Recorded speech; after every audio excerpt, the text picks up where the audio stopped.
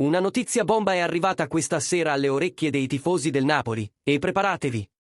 Perché quello che stiamo per rivelare farà emozionare tutti coloro che amano il nostro club.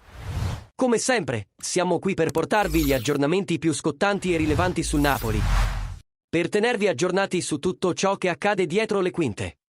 Prima di tuffarci in queste fantastiche informazioni, cogliete l'occasione per lasciare il vostro like e iscrivervi al canale.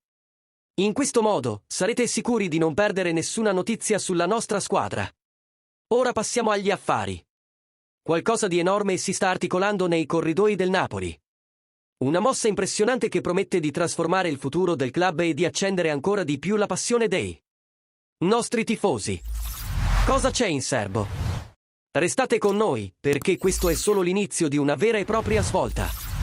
Il rinnovo di Alex Meret è indubbiamente uno dei temi più caldi del Napoli. Il portiere, attualmente fuori per infortunio, è in trepidante attesa di notizie da parte del suo agente, Federico Pastorello, che sta conducendo le trattative con il consiglio di amministrazione del Napoli. Secondo l'inviato di Sky Sport Francesco Modugno, il rinnovo di Meret è diventato una priorità per entrambe le parti.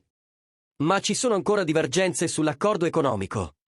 Perdere Alex Meret, portiere titolare della nazionale italiana, sarebbe un duro colpo per il Napoli.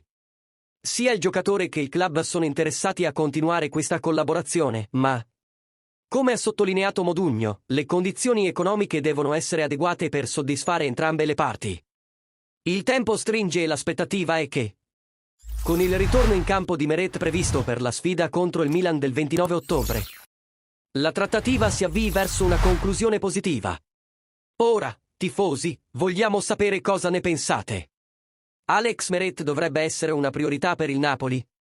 Il club dovrebbe fare uno sforzo maggiore per assicurarsi la sua permanenza? Lasciate un commento qui sotto e partecipate a questa discussione sul futuro del nostro portiere.